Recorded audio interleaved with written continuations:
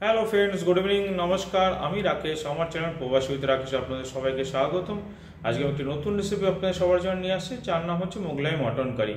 তো চলুন আসুন দেখে নেওয়া যাক মোগলাই মটন কারি বানাতে কী কী উপকরণ আমি রেডি করে রেখেছি। তো আপনাদের সাথে শেয়ার তো করবোই, তার আগে আমি আপনাদের কাছে একটি রিকোয়েস্ট করছি, যারাই আপনারা আমার চ্যানেলটি ভিজিট করছেন অতি অবশ্যই আমার চ্যানেলটি সাবস্ক্রাইব করে দিন।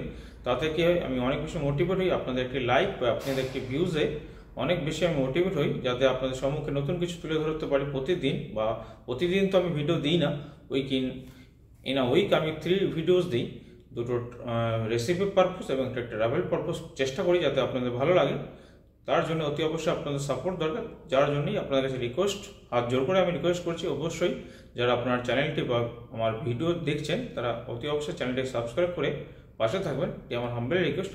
তো চলুন যথারীতি আর কথা বেশি না বাড়িয়ে আমি আপনাদের সাথে শেয়ার করছি আজকের রেসিপিতে কী কী আমি উপাদান বা সামগ্রী আমি রেডি করে রেখেছি, সেসব উপকরণগুলো আপনাদের সাথে শেয়ার করব। চলুন যথারীতি শেয়ার করা যাক। তো যথারীতি আপনারা দেখতে পাচ্ছেন আমি এখানে কিছু ফ্রেশ মটন ধুয়ে রেখেছি, অলমোস্ট 350 গ্রাম টু 400 গ্রামের মতন আছে। এটাকে আমি এখন 2 ঘন্টার জন্য ম্যারিনেট করব, তার জন্য কী কী দরকার সেগুলো আপনাদের সাথে শেয়ার করছি আমি। এতে আমি 1.5 টিস্পুন জিঞ্জার গার্লিক পেস্ট দিলাম,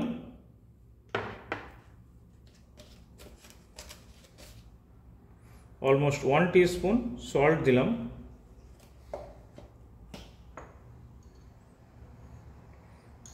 রোস্টেড কিউমিন পাউডার যেটা আমার সর্বকালের প্রিয় স্পাইস, অলমোস্ট 1 টিস্পুন দিলাম,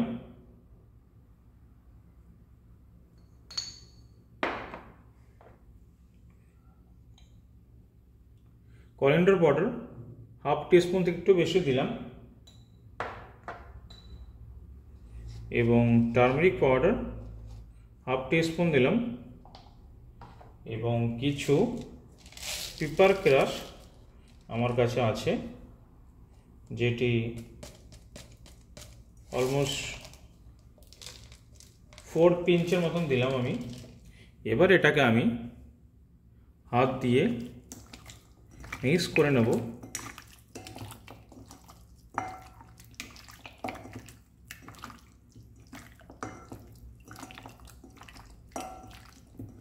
ভালো করে মিক্স করে নেবেন এবং মিনিমাম 2 থেকে 3 ঘন্টার মতন ম্যারিনেট করে রেখে দেবেন, তাতে কি হবে মটনটা খুব ইজিলি কুক হবে এবং সফট হবে। তো আমি এটাকে এবার 2 ঘন্টার জন্য রেখে আসবো। 2 ঘন্টার পরে আমি ফিরে আসছি আপনাদের সঙ্গে আবার। সো মটনটা ম্যারিনেট করেছি আমি, 2 ঘন্টা হয়ে গেছে। এবার আমি মটনটা প্রিপারেশন করার জন্য আমি একটা পাত্র নিয়ে নিয়েছি, যেটাকে বাংলা থেকে সসপ্যান বলে বা গামলা বলে, এরকম হ্যান্ডেলওয়ালা। ফায়ারটাকে অন করে দিয়েছি। এবার আমি উপর থেকে কিছু সাদা তেল দিয়ে নেব, রেসিপি পারপোজে আমি কিছু রিফাইন্ড অয়েল ইউজ করছি।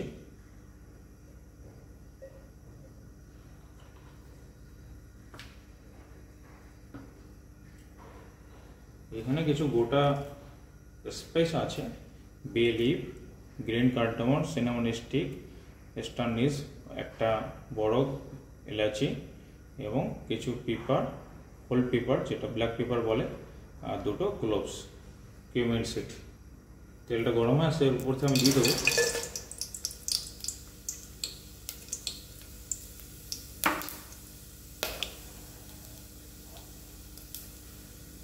আর এই স্টেজে আমি কিছু স্লাইস অনিয়ন নিয়ে নিয়েছিলাম, কেটে রেখেছিলাম। এগুলি এই রেসিপি পারপাস সব প্রিপারেশন, 2 থেকে 3 পিস মিডিয়াম স্লাইস অনিয়ন আমি কেটে রেখেছিলাম।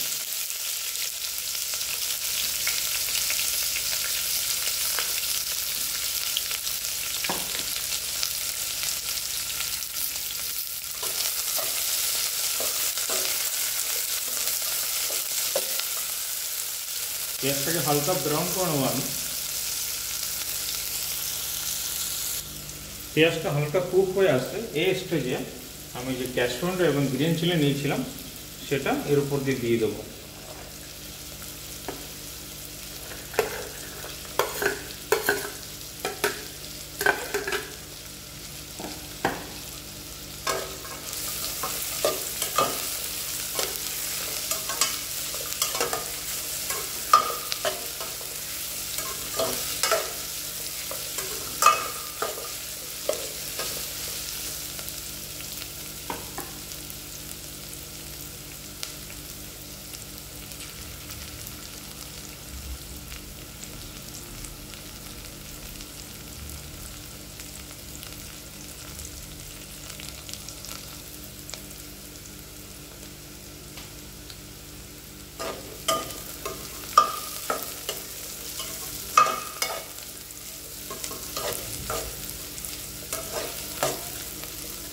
পেঁয়াজ, ক্যাশিউ নাট এবং গ্রিন চিলি হালকা কুক হয়ে আসছে, অলমোস্ট 30% কুক হয়ে আসছে।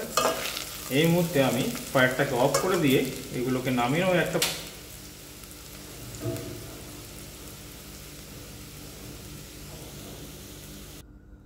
আমি এরকম একটা থালের মধ্যে পেঁয়াজটাকে নামিয়ে নিয়েছি। এই পেঁয়াজটাকে ঠান্ডা করে মিক্সিতে ব্লেন্ড করে নেবো।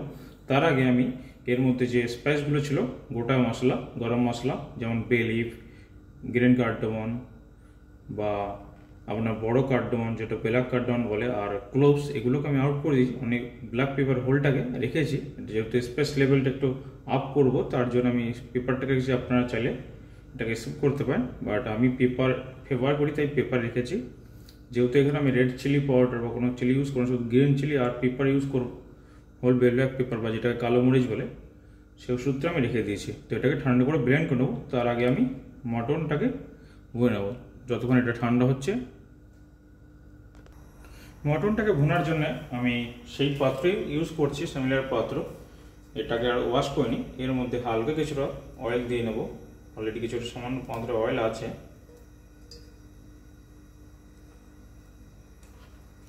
2 টেবিল স্পুন মতন অয়েলটা দিলাম আমি এখানে। অয়েলটা গরম হয়ে আসতেই আমি কিছু কিউমিন সিড এবং 3 থেকে 4 নম্বর গ্রিন কার্ডামন বা এলাচ ইউজ করছি।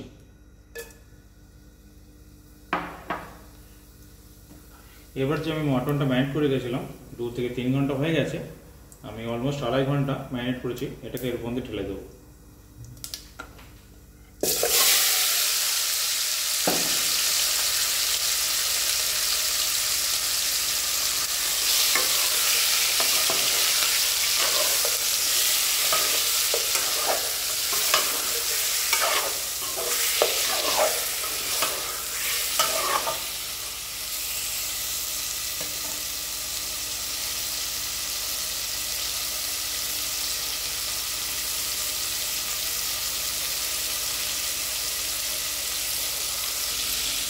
মটনটাকে 4 থেকে 5 মিনিট আমি একটু হালকা ভুনে নিয়েছি ল্যাডেলের মাধ্যমে বা হাতার মাধ্যমে।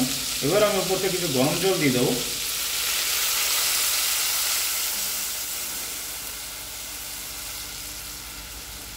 আপনারা চাইলে এইভাবে পাত্রের মধ্যে নিয়ে মটনটাকে বয়েল হতে দেবেন স্লো ফায়ারে 30 থেকে 40 মিনিট, লিড লাগিয়ে শ্যালো ফায়ারে ছেড়ে দেবেন। আদারওয়াইজ আপনারা চাইলে পরে প্রেসার কুকারের মাধ্যমে সিটি মেরে নিতে পারেন। তো চলুন 30 থেকে 40 মিনিট এটা বয়েল হোক স্লো ফায়ারে। স্লো কুকিং মানে যে কোনো খাবার খুব সাধারণত টেস্ট এর মাত্রা দ্বিগুণ বেড়ে যায়। সেই জন্য আমি এটাকে স্লো ফায়ারে কুক করতে দিয়েছি। 30 থেকে 40 মিনিট পরে আমি ফিরে আসছি। আমি ততক্ষণে বাকি প্রিপারেশনগুলি, যেমন যে ক্যাশিউ নাট, অনিয়ন যেটাকে আমি হালকা ভুনে রেখেছিলাম, গ্রিন চিলি, সেটা পেস্ট করবো, সেগুলো শেয়ার করছি আপনাদের সাথে। সো যেমনটা দেখতে পাচ্ছেন আমি এখানে একটা মিক্সি জার নিয়েছি বেশ বড়ো সাইজের। এবার আমি যে ক্যাশিউ নাট, অনিয়ন আমি সতে করে রেখেছিলাম উইথ গ্রিন চিলি, সেটা ঠান্ডা হয়ে আসছে। এই পাত্রে আমি ঢেলে নেব।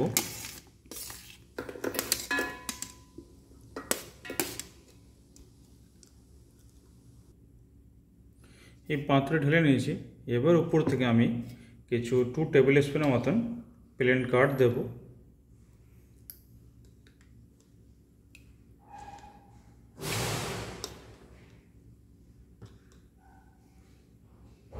এবং আমি কিছু ফ্রেশ করিয়েন্ডার নিয়ে নিয়েছি, যেটা ওয়াশ করে রেখেছি, এটা এর উপর থেকে আমি দিয়ে দেব। দিয়ে এটা একটা ভালো পেস্ট করে নেব। সো ফাইনালি এরকম একটা ফাইন পেস্ট আমি করে নিয়েছি, দেখতে পাচ্ছেন এরকম গ্রিনিশ কালার পুরো, ঠিক আছে। তো চলুন যথারীতি ওইদিকে দেখা যাক। মটনটা বয়েল হচ্ছে। আমি মিনিট 20-25 পরে ফিরে আসছি। সো ফাইনালি 30 থেকে 40 মিনিট হয়ে গেছে, অলমোস্ট 40 মিনিটের উপরে হয়ে গেছে। আমি মটনটা চেক করে নিয়েছি, বয়েল হয়ে আসছে। এই স্টেজে আমি পেস্টটা করেছিলাম অনিয়ন, ক্যাশিউ নাট এবং green chilli, green coriander leave দিয়ে, সেই পেস্টের মধ্যে ঢেলে নেব।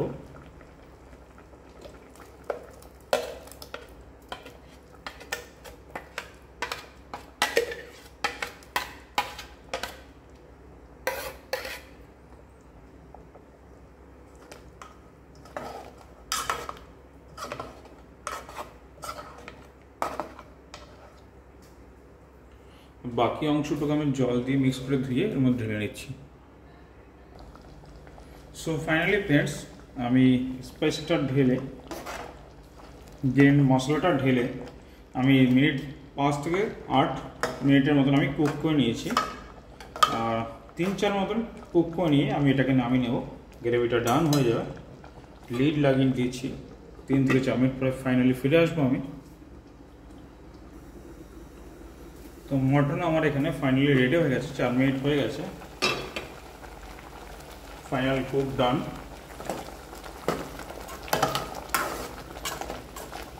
কালারটা দেখতেই পাচ্ছেন কত সুন্দর। মোগলাই মটন কারি ডান। এখানে আমি ফায়ারটাকে অফ করে দেব এবং সামান্য কিছু আমি গরম মশলা, যেটা হ্যান্ডমেড, হাতে তৈরি করা, ঘরে বানানো আর কি, পিঞ্চ অফ গরম মশলা 1 পিঞ্চের মতন দিয়ে দিলাম। এটাকে আমি 1 থেকে 1.5 পিঞ্চ হবে ম্যাক্সিমাম মিক্স করে নেব।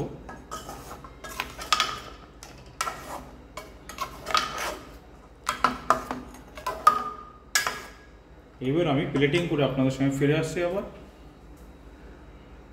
প্লেটিং করার জন্য কিছুই না, এরকম একটা পাত্র নিয়েছি বা বল, সেই পাত্রে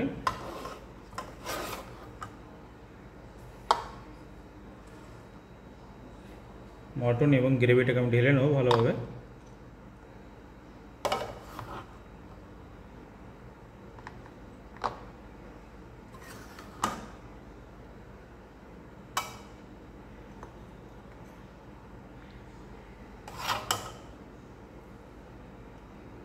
গার্নিশ পারপোজে কিছু আমি জিঞ্জার জুলিয়ান করে রেখেছি।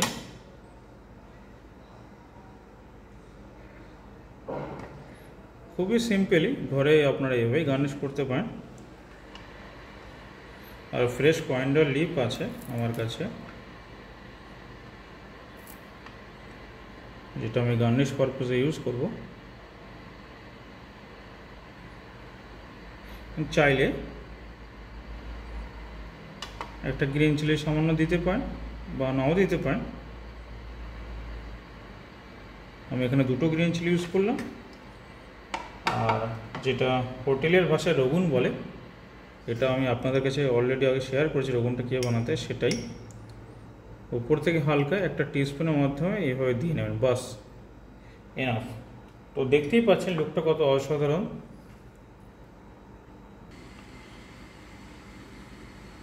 এইভাবেই মোগলাই মটন আপনারা ঘরে বসে তৈরি করে নিতে পারবেন। এটা রুটির সাথে বা স্টিম রাইসের সাথে যেটা চায় আপনাদের মন, তার সাথে খেয়ে দেখবেন, অসাধারণ লাগবে। আশা করি আপনাদের ভালো লেগেছে। আর এই যদি কিছু ভালো লাগে অবশ্যই একটা লাইক করে দেবেন এবং সাবস্ক্রাইব করে চ্যানেলটার পাশে থাকবেন, তাতে আমি অনেক মোটিভেট হব। Thank you. আজকের মতন এই পর্যন্ত। নেক্সট কোনো ব্লগে আবার আপনাদের সাথে দেখা হবে।